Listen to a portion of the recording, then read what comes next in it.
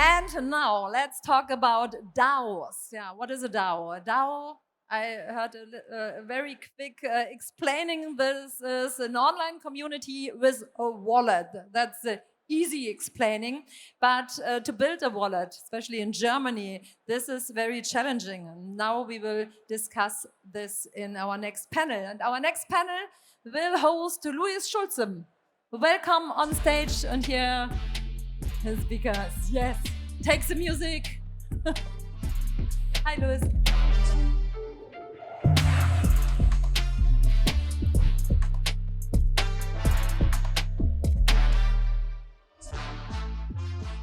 DM Exco. Hello, hello. Nice to meet you.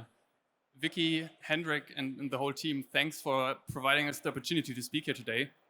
As you might have seen it, we want to talk about DAOs. First of all, a short question. Whom of you is already subscribed or a member of a DAO? That's good. Who is part of the Twire DAO? I see some hoodies. Fine. And obviously, I have two experts with me. You're both part of a DAO. Timo, you co-founded Twire. What is Twire and why exactly did you start it? Yeah, thanks, Louis. Happy to be here with you. So Twire is a service DAO, meaning we are a community of Web3 experts, like ranging from lawyers, community managers, developers, tokenomics experts, everything, providing services. And we do that not in a traditional, like you'd say, agency approach, but as a community. And our whole process is gamified, which I think creates some exciting incentives and makes the whole journey a lot more interesting. Let's talk about the gamification part later. Rebecca, happy that you are here. You are co-signer of the Berlin sub-DAO of Bright Moments. What exactly is Bright Moments and what is a sub-DAO? Yeah, that's quite a mouthful. Hi everyone. So co-signer of a sub-DAO means that I am building up sort of a daughter community of a parent DAO. And the parent DAO is Bright Moments, an NFT art collective. And it's me plus two other people that represent it in Berlin. And what exactly is the origin story of Bright Moments? Like, what are you doing there? The origin story of Bright Moments is quite old, so it's a year and a half. And we go around the globe in 10,000 NFTs, building up local communities that are part of one large global digitized entity, the DAO. And while doing that, we empower artists to become part of Web3 and onboard new people into the Web3 ecosystem under the umbrella of collecting generative art. Generative art, community, gamification, there are quite many buzzwords floating around the term of DAO. Rebecca, what is exactly a DAO in like one or two sentences? I know it's hard, but yeah, that's maybe a tough one. you can define it briefly for us. I spent some time this morning thinking about that over coffee. So a DAO, a decentralized autonomous organization, to me is a digital entity where the participants are token holders, the governance process is voting, and there is no central entity that governs it. It's governed by the token holders. And this process is more or less governed by smart contracts. So you try to automate as much as possible. Very good. But that sounds quite complex. Timo, you decided to start a service DAO instead of a traditional agency or consultancy. Why exactly did you do that? Because it might have been easier to start a normal traditional agency. Yeah, it's a good question.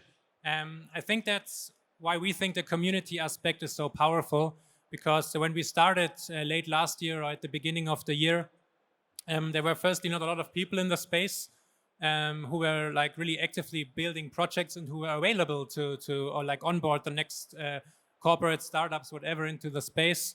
So we probably wouldn't have been able to hire them or find them, because as you know, some of them are like founders on their own, freelancers, and they're not even looking, especially not in our space, for a full-time employment and stuff. So that's like the one perspective on it.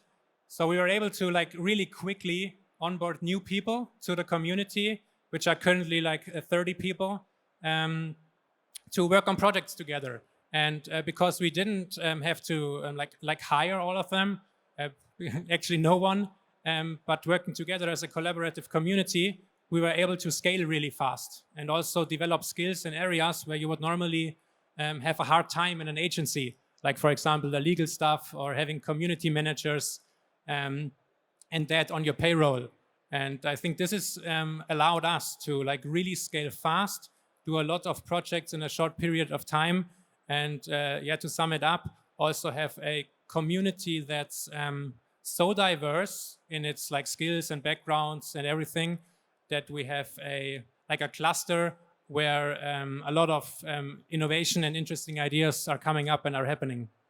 The title of our speech is if DAOs providing a competitive advantage. Like as you said, the scalability of a DAO is maybe one of them. Would you agree? Yeah, 100%. Okay. And Rebecca, I mean, you're organized in sub-DAOs all around the globe. In terms of scalability, which value do these sub-DAO structure provide in terms of scaling fast around the globe? Yeah, I think it's just starting that I see sub-DAO structures being implemented. And for me, it has three main components. The first one is that governance, people really care about governance when it's local and when they have representatives they can talk to. So it's like with every community, the more localized you can make it and the more relevant to people's everyday lives, the more active they participate. So that's one, active participation, because it's very localized. Then the second one is that people are clearly incentivized to do more in the community if it's physically where they live. So because we have an NFT art gallery in Berlin and people can come in and participate, contribute, and then directly benefit because they have the sub-DAO token, and there's only 1,000 of them among the 10,000 total tokens in this DAO. 1,000 of them are allocated to the sub-DAO, and that's the treasury that we manage. So there's a financial incentive as well. And then the third one is that it allows the core members of the DAO to do other stuff. So because the sub-DAO takes care of the local community and the local governance, they can think about establishing other communities or different financial transactions. So it allows a DAO to scale globally, much like having a parent company and building daughter companies, localized entities, does for traditional companies. Yeah. And the work community is quite like popular in the DAO space. Timo, you built one with Twire. How did you do it? Like you started with 0 participants or 0 members, and now you're around 130, I guess. How did you do it? Yeah, I think it's super interesting, and I think you, Rebecca, you touched already one of the important points. It's the incentives. So I think that's also what's the problem with lots of communities out there, that the incentives are just like to maybe sell out the NFT collection, and afterwards the incentives are basically gone for a lot of people, and the community is dying out. So I think setting the right incentives is essential to a sustainable community building. And I mean, one is quite obvious. We are a service DAO doing service projects. I think like in the last 6 months, we did about 18 projects with 12 different clients, like ranging from startups like Timeless Investments and Crow, but also to corporates, Sparkasse, MasterCard and stuff. Or also the guys from Katjes, who I also think are here. And this is like, obviously, especially in our space, a strong incentive because you are part of the community while you can earn money, to make it simple. But I think that the second part is you are able to build much more interesting incentive structures than what you can do in a company. I'm talking about gamification because in the DAO setup we have, where we have membership NFTs. For example, the hoodie I am wearing here, or the other guys are wearing, is linked to my membership NFT via NFC, which gives it like a highly individual character. And this membership NFT is my on-chain CV, meaning all the projects I'm doing, all the skills I'm developing, all the references, all the achievements I did in the community, you can find in my membership NFT on OpenSea, for example. And so people are not only here to earn money, but also to earn experience points. We call them Twire experience points, because yeah, when you finish something, when you do something cool for the community, you get these points, you level up, your character changes, your NFT is evolving, And yeah, this is just two examples for like really powerful incentive structures that helped us to scale our community. So these incentive structures and the whole ownership part that is linked to it is maybe the second part of the competitive advantage that DAOs might have in comparison to traditional agencies or traditional corporates. Rebecca, how do you manage your community? That's a core question. How do we manage our communities? Because we live and die with our communities, right? Because the community is not just the people that come to our events, but the people that own the token of the DAO, the financial contributors, the core members of this digital entity. So what we do is we split it in three parts. So we fundraise through selling tokens, and that way we get in people who want to be the patrons of this project and collect art. And then we give 1/3 to the existing community to incentivize them to be part of this localized sub-DAO. And then 1/3 we give away for free. Because the core Web3 principle of democratization is a bit hard when your membership NFTs are high priced. So to really have everyone in there and have a fair representation of the local community, which is not just made up of NFT degens, that's a term for people who collect and trade NFTs, by the way.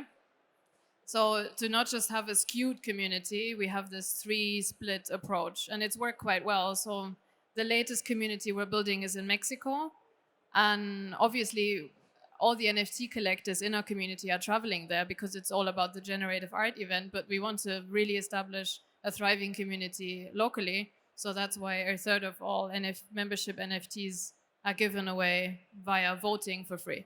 Do you see regional differences between the Berlin sub-DAO, the one in Brazil or something?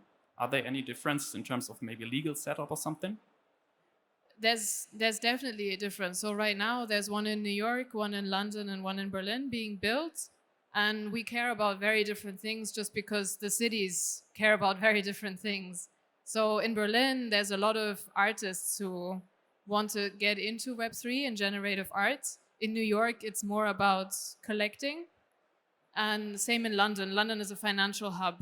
Berlin is not so much a financial hub. So because we can localize it, I think that's one of the advantages, because if the DAO were running all of these galleries and we're managing all of these communities centralized, then you wouldn't be able to adapt it to what people really care about. And I think that's a competitive advantage that even traditional companies should really care about. Because what's the core messaging of marketing? You want to resonate with people's values. And it's much easier if you have people from that core community adapting the messaging and the narrative. I love what you just said, Rebecca, also like the sub-DAO part and the localized part, because I think that's a highly impactful construct. I give you an example from our community. While building obviously stuff for clients or our own gamification system, this hoodie and everything else, there's so many ideas coming up in communities, and there need to be ways to like incubate them kinda. So what we are exploring right now is actually how to generate these sub-DAOs out of the ideas which are kind of already validated at some point. How do we set them up as sub-DAOs and give the people the freedom, the ownership, and also the incentives and the capital, so they can run off, take their topic and maybe build a tech product out of it. Because the amount of ideas that are to build right now, or that we have to build as a community, is kind of insane. And the sub-DAO structure you are doing so amazingly at Bright Moments, I think is a cool construct to enable that. Maybe let's talk a bit about the projects you did at Twire, because you said you had like 12. Am I right? 18 projects about, yeah. Which is crazy, by the way. 18 projects in how many months? Yeah, I think we started the first one in like January or February. So, but it's because of the community, you know. You can kind of scale fast if we need some new expertise. But how do you ensure your service quality? I mean, there are several different projects, several different skills that are in your community. How do you manage to bring them all together? I actually think I mean, there are obviously challenges that are harder to tackle. For example, imagine if you're working with like freelancers and experts together. Some of them have other jobs, some of them have other clients out of the trial, not in the trial community, but outside of that. So it's not easy to staff these projects, for example. But the first thing is we are able to, hire is the wrong word, but to like people join the community who are highly skilled, which we otherwise could never hire because we can't pay for them, or because they don't want to join us because they want to freelance, for example, or they want to build their own companies. And the cool thing is we can get these people, like the best people in the space, to join us because they're not giving up anything by joining us. Meaning the setup is kind of great just because the quality of the people in the community is insane. And the diversity of the people is the second aspect, because we are able to have so many different skills in the community. And that makes it possible to like staff these projects with the best people, with really diverse people, and exactly with the skills we need. We are not just like bringing someone to the project, but the best people you can find in the space, mostly like focused on German-speaking and some European-speaking markets to the projects. And I think that enables the quality in the end. But then how do I manage the communication in a DAO? Because it's far more complicated than in a centralized system where maybe you're in the same office or something. Do you have any best practices managing a good way of communication within your community? Well, I worked in traditional corporates before, and it's not like communication there is perfect. I don't know how many times I started working on a project just to realize 2 months in that someone had already done this somewhere else. Super frustrating. So communication is always hard, especially when you scale past a certain amount of people. I think one of the core things that make this DAO structuring so special is that you have to vote on a lot of things. So you have to write proposals that then get voted on by the community. That makes governance very transparent and very open, but also a bit tedious, because first you have to explain to people what are we voting on. Then, as in any democracy, you have to make sure that they vote across different time zones. So you have to say, okay, we have a 12-hour window, we do a snapshot vote, this is the minimum quorum, like a democracy. And then communication with what we do is mainly run through sub-communities. So we say, okay, these people care about artist communication, they care about event management, they take care of something else. And that's how we then try to structure it a bit more like traditional companies as well. And not everything about DAOs is perfect, but that's one way to do it. Yeah, 100% agree to that. What's really interesting about the communication aspect is also the possibilities you have. I also worked in a consulting firm, company, 2 jobs before. And like our Microsoft Teams area, it wasn't open. So for example, Louis or Rebecca, you couldn't join, our clients couldn't join, maybe just for like the project space, but our community is open. And this enables some really interesting collaboration opportunities, because we convert like our potential clients already in our community way before we signed a deal with them, for example. Maybe we won't ever sign a deal with them, but they are part of the community, they are part of our Discord, and they can exchange with the people, they can learn from them. And this, I think, also pushes the communication layer to another dimension. So even the clients are part of your community? Yeah, 100%. We invite them to our events, like normal agencies do that too, but they are like, the community is not just me and all the other freelancers, it's also the clients, it's the people who bring in the project, it's the content creators, it's the partners. It's how do they react to that? Because it's like not like the traditional way of doing business together in Germany, especially in Germany. How do they react to this community approach? To be honest, I think they realized how powerful it is, because imagine you're a client, you're having obviously lots of questions before starting a project. And we have a type form. It's like the first point of contact when you want to do a project with us. And at the end of the type form, you convert into our Discord. And yeah, you can start right ahead to ask questions, for example, and get them answered from community members. And I don't have to do, like, from a project lead perspective, for example, don't have to do anything, because it's a community, it's like decentralized and the people are just doing it. I can't even like prohibit people joining. So I think that's really powerful, yeah. Thanks. Let's take at the end a short, quick look in the future of DAOs, especially maybe here in Germany, talking of legal setup and something. What are your next plans at Bright Moments, and what do you think will the adoption look like in the nearer future of DAOs in Germany? Well, the core aim of why this DAO was started was to build a digital entity that would collect and preserve and care about generative art as a sub form of digital art. And that's still the core mission. So once the 10 cities have all launched sub-DAOs with their individual collections, we will all sort of form this global DAO of different localized communities and then start voting on what do we do with this revenue that we generate. And I don't know, because there's no central entity saying, okay, this is our North Star, this is what we're doing. We're not developing a product. We're not aiming to sell anything. We're sort of managing, collecting, and trading generative art. And we have no idea where it's going to go. Do you have an idea about where Twire is going, Timo? What are your plans for the future, for the nearer future?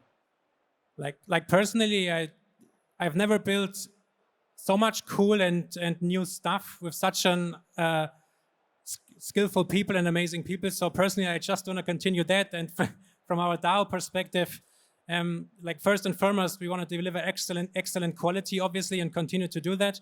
But and that's going to be a huge challenge. All the stuff we are building, all the tech we are developing, we want to find ways to scale these, to build these sub-DAOs, and to have an even greater impact, to also open our marketplace, to open the community a lot more. These are the next steps for us, and there's enough to build. And if there's any questions left regarding DAOs, you can meet Timo in a short Q&A session afterwards at the W3 Pizza stage. So thanks for listening, thanks for joining, and thank you for providing these insightful news about DAOs. Yeah, thanks so much. Thanks, everyone. Thanks, Louise and Rebecca.